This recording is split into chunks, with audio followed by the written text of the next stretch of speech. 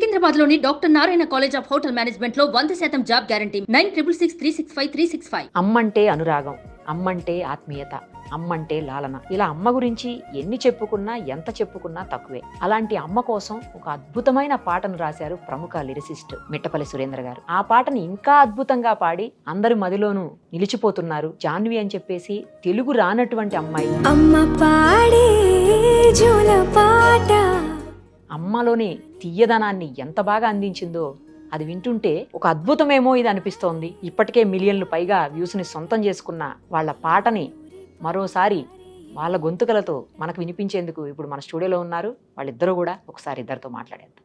నమస్తే అండి. నమస్తే. How are you? I'm fine. ఎలా ఉన్నారు? సూపర్ అన్న. తెలుగు రాదు కదా, అందుకని ముందు అమ్మాయి హౌ ఆర్ యు అని అడిగి తర్వాత మిమ్మల్ని పలకరించాను. No problem. ఎందుకంటే మన గెస్ట్ కదా ఇప్పుడు అమ్మాయి. అవును, గెస్ట్. మనం ఇప్పుడు చాలా గుర్తించాల్సిన అమ్మాయి. ఎస్.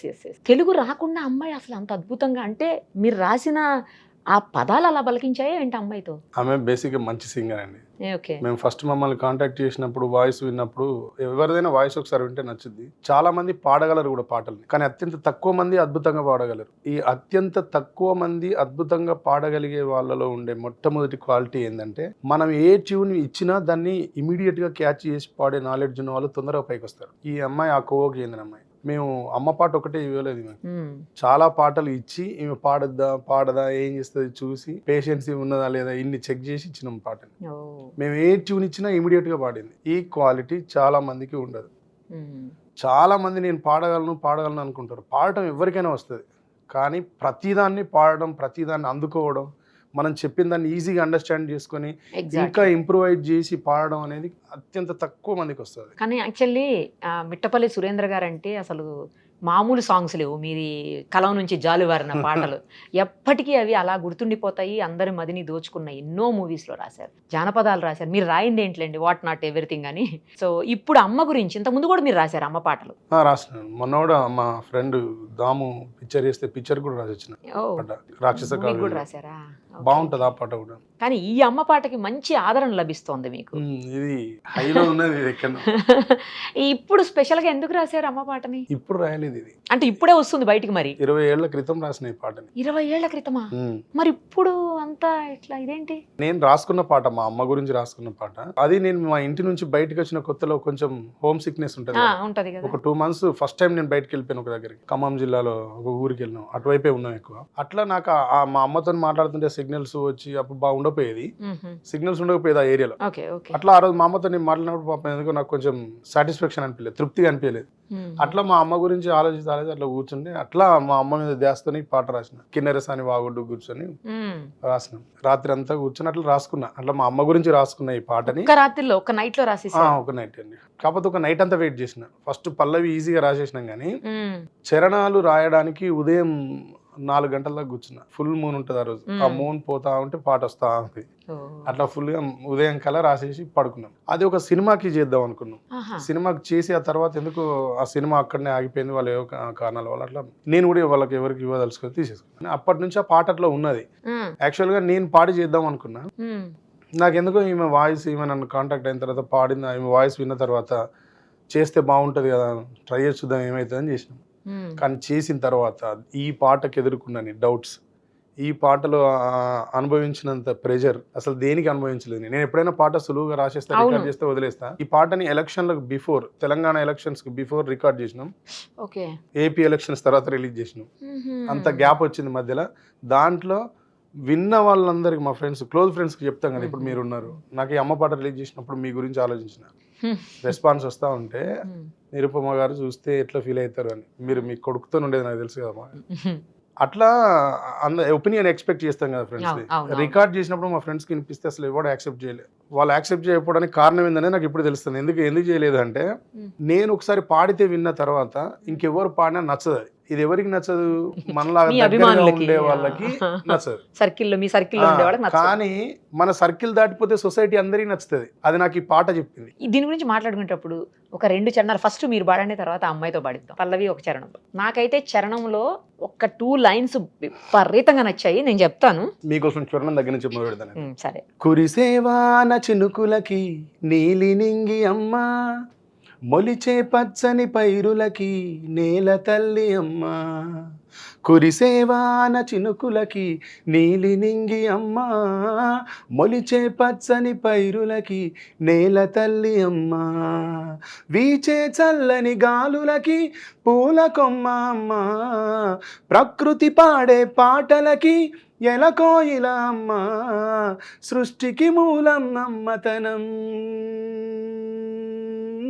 సృష్టికి మూలం అమ్మతనం, సృష్టించలేనిది అమ్మ గుణం, అమ్మ పాడే జోల పాట అమృతాని కన్న తీయనంట.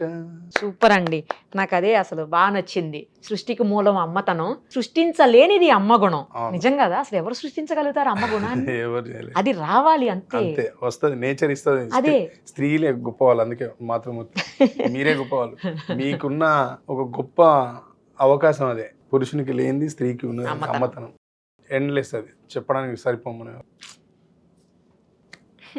మా కోసం అమ్మ పాడే జోల పాట అమృతాని కన్న తీయనంట, అమ్మ పాడే లాలి పాట తేనెలూరి పారే ఏరులంట, నిండు జాబిలి చూపించి రెండు బుగ్గలు గెల్లేసి, నిండు జాబిలి చూపించి గోటితో బుగ్గను గెల్లేసి, ఉగ్గును పట్టే ఊయలలూపే అమ్మాలాలనా, ఊపిరి పోసే నూరేళ్ళ నిండు దీవేనా.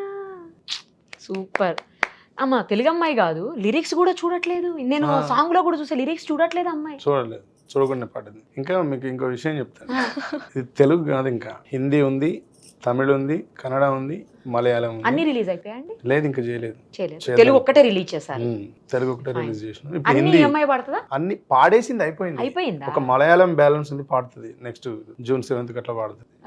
ఇప్పుడు మాట హిందీ వదిలేస్తున్నాం. शहद लगे मीठा मीठा माँ मेरी लोरी जो गाने लगे कुरहाने कभी गीता, माँ मेरी लोरी जो गाने लगे, चंदा मामा से मेरी बातें वो कराती है, चांदी की कटोरी में खीर वो खिलाती है, प्यार से मुझको सीने से लगाती मेरी माँ, जियो हजारों साल दुआएं देती मेरी माँ, शहद लगे मीठा मीठा. మనం తెలుగులో విన్నాం కదా, అర్థమైపోతుంది క్లియర్ గా. సూపర్. అసలు వేరే ఏ లాంగ్వేజ్ లో పాడగలుగుతుందా? ఇంకా పాడుతుంది. తమిళ్ గానీ కన్నడ గానీ పాడే ముందు సారీ చెప్పాలి అందరికి. మన లాంగ్వేజ్ కాదు, మనం తప్పులు పాడితే వాళ్ళు ప్రొనౌన్సియేషన్ భాషా ప్రియులు చంపేస్తారు, మనం కనిపిస్తే రేపు. క్షమించండి. క్షమించండి. నాకు ఈ లాంగ్వేజెస్ తెలుగు కొంచెం కొంచెం వస్తుందా? కొంచెం కొంచెం అర్థమైతది, మాట్లాడరాదు, మాట్లాడలేను. బాగుంది తెలుగు, మేము హిందీ మాట్లాడినట్టుంది. అవును కదా? అవును. అమ్మ పాడుం താലാട്ട് അമൃതത്തെ വിടവും മിനിക്കിരതേ, അമ്മ പാടും മരിരാരോ തേൻ സിന്ധും നദിയായി പായ്കിരതേ, വെള്ളി നിലവിനെ കാട്ടെത്താൻ നഗത്താൽ കണത്തെ കിള്ളിത്താൻ, വെള്ളി നിലവിനെ കാട്ടെത്താൻ നഗത്താൽ കണത്തെ കിള്ളിത്താൻ, ഊട്ടി വിട്ടി ഉഞ്ചലാട്ടും നമ്മാറുതൽ ഉയരൈ കാക്കും നൂറാണ്ട് నల్వాల్తుకల్. సూపర్. మాకు అర్థం కాకపోయినా తెలుగు విన్నాం కాబట్టి అది ఏంటనేది అర్థం అవుతుంది ఫస్ట్ తెలుగు వినేసరికి. ఇంకా ఏ లాంగ్వేజ్ లో పాడారు? ಕನ್ನಡ. ಅಮ್ಮ ಜೋಗುಳ ಹಾಡುವಾಗ ಅಮೃತವೇ ಭೂಮಿಗೆ ಇಳಿದಂತೆ, ಅಮ್ಮ ಲಾಲಿ ಹಾಡುವಾಗ ಜೇನಹನಿ ಸುರಿಸೋ ಮಳೆಯಂತೆ, ತುಂಬು ಹುಣ್ಣಿಮೆ ತೋರುತ್ತಾ ಎರಡು ಕೆಣ್ಣೆಯ ಚಿವುಟುತ್ತಾ, ಚಂದ ಮಾಮನ ತೋರುತ್ತಾ ಕೈ ತುತ್ತನು ತಿನಿಸುತ್ತಾ, ಅಮ್ಮನು ತೂಗೋ ಉಯ್ಯಾಲೆಯಲ್ಲಿ ಜೀವ ತುಂಬಿದೆ, ಅಮ್ಮನು ಹರಿಸೋ ಮನಸ್ಸಿನಲ್ಲಿ ಸ್ವರ್ಗವೇ ಇದೆ. సూపర్ అసలు. ఇద్దరు కలిసి తెలుగు పాడండి ఒక్కసారి. అమ్మ పాడే జోల పాట అమృతాని కన్న తీయనంట, అమ్మ పాడే లాలి పాట తేనెలూరి పారేరులంట, నిండు జాబిలి చూపించి రెండు బుగ్గలు గిల్లేసి, నిండు జాబిలి చూపించి గోటితో బుగ్గను గిల్లేసి, ఉగ్గును పట్టి ఊయలలుపే అమ్మ లాలన, ఊపిరి పోసే నూరేళ్ల నిండు దీవెన, కురిసేవాన చినుకులకి నీలి నింగి అమ్మ, మొలిచే పచ్చని పైరులకి నేల తల్లి అమ్మ, వీచే చల్లని గాలులకి పూల కొమ్మ అమ్మ, ప్రకృతి పాడే పాటలకి ఎలకోయిల అమ్మ, సృష్టికి మూలం అమ్మతనం సృష్టించలేనిది అమ్మ గుణం, అమ్మ పాడే జోల పాట అమృతాని కన్న తీయనంట, నింగిని తాకే మేడలకి పునాది రాయి అమ్మ, అందం పొందిన ప్రతిశిలకి ఉలిగాయం అమ్మా, నింగిని తాకే మేడలకి పునాది రాయి అమ్మా, అందం పొందిన ప్రతిశిలకి ఉలిగాయం అమ్మా, చీకటి చెరిపే వెన్నెలకి జాబిల్లి అమ్మా, లోకం చూపే కన్నులకి కంటి పాప అమ్మా, అమ్మంటే అనురాగ జీవని, అమ్మంటే అనురాగ జీవని, అమ్మ ప్రేమే సంజీవని, అమ్మ పాడే. బాబోయ్, అందం పొందే ప్రతి శిలకి ఉలిగాయని అమ్మ. ఉలి గాయం చేస్తుంది అనుకుంటాం కానీ శిల లోపల శిల్పానికి జన్మనిస్తుంది అని చెప్పి అందమైన శిలకి రూపాన్ని ఇస్తోంది అమ్మ. ఇలా గూస్ బంప్స్ వస్తున్నాయండి కొన్ని వర్డ్స్ మళ్ళీ మళ్ళీ వినాలనిపిస్తున్నాయి. చాలా గ్రేట్ సాంగ్, అసలు చాలా బాగా రాశారండి సురేంద్ర గారు. ప్రతి అమ్మకి ఈ పాట అంకితం, అవునా కదా? నిజంగా వాళ్ళు సొంతం చేసుకున్నారు కూడా. మేము సాంగ్ రిలీజ్ చేసినప్పుడు ఫ్లాప్ అయిపోద్ది అనుకుని ప్రిపేర్ అయ్యి రిలీజ్ చేసినాం. ఎందుకంటే ఫ్లాప్ అవుతుందా? నో, నేను యూట్యూబ్ ప్లాట్ఫామ్ మీద లేను కానీ ఇంతకాలం నేను యూట్యూబ్ మీద పాటలు చేయలేదు.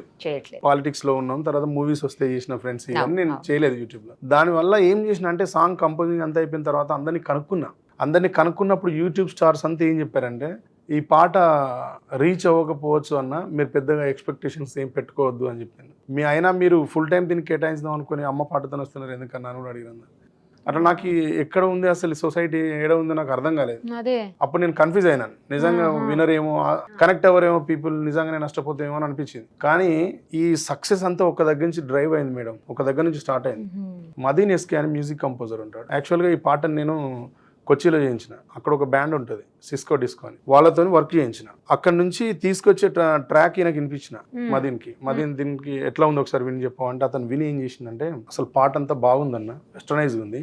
మనం యూట్యూబ్ అనుకుంటున్నాం కాబట్టి కొంచెం ఇండియన్ రిథమ్స్ తర్వాత ఇంకా కొంచెం గిటార్స్ వేయించి చేస్తే బాగుంటుందన్న, అట్లా చేయించండి బాగుంటుందన్న, హిట్ అయిద్దన్న పాట అని చెప్పాడు. ఇదేదో నువ్వే చెప్తాము రూట్ అంటే, అరుణ్ అని మ్యూజిక్ కంపోజర్ ఉంటాడు, అండ్ గిటార్స్ కూడా బాగా ప్లే చేస్తాడు. ఇప్పుడు ఇండస్ట్రీ అంతా ఆయనే చేస్తాడు, తెలుగు తమిళ్ అంతా అందరూ చేస్తూ ఉంటారు, రేమన్ కూడా చేస్తారు. ఆయనకు చెప్తే ఆయన ఈ guitars Indian rhythms additional programming తోని పాటను నెక్స్ట్ లెవెల్కి లిఫ్ట్ చేసిండు ఆయన. అక్కడి నుంచి మళ్ళీ ఇదంతా ట్రాక్ అంతా కంపోజ్ అయిన తర్వాత, అన్న ఇవన్నీ మిక్స్ చేయాలంటే వినయ్ గారి దగ్గరికి వెళ్ళండి బాగా చేస్తారని చెప్పింది. మళ్ళీ ఇంకో చోట వినయ్ గారి దగ్గరికి వెళ్తే ఆయన దాన్ని బాగా సౌండ్ డిజైన్ ఎక్సలెంట్ చేసి ఇచ్చిండు. ఈమె వాయిస్ ని ఇంకా సూపర్ గా ఇంప్రూవైజ్ చేసి ఇచ్చిండు. అక్కడి నుంచి దీన్ని తీసుకొచ్చి నేను విన్న పాట ఫైనల్ అవుట్పుట్ వచ్చినాక విని ఓకే బాగున్నది ట్రాక్, ఏం చేద్దాం దీన్ని వీడియో చేద్దామని నాకు ఫ్రెండ్ ఉంటాడు, V6 ఛానల్లో స్టార్ట్ అయిన ఇద్దరం. అవి మైక్ టీవీకి అన్ని సాంగ్స్ వీడియోస్ అన్నీ ఆయనే చేసేది.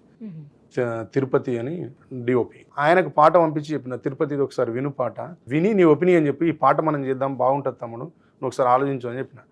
ఆయన విని నెక్స్ట్ డే నాకు ఫోన్ చేసి చెప్పిండు, అన్న పాట చాలా బాగుందన్న, ఇది స్లోగా రీచ్ అయ్యింది, మనం అనుకున్నంత స్పీడ్గా వెళ్ళదు, కానీ దీన్ని మనం బాగా షూట్ చేద్దామన్నా, మీరు చెప్పండి దాన్ని చెప్తే చేద్దామన్నా అంటే, నేను ఒక స్టూడియో బుక్ చేసిన, మేకింగ్ స్టూడియో చేద్దాం అనుకోని, మేకింగ్ వీడియో తీద్దాం అనుకొని చేసిన.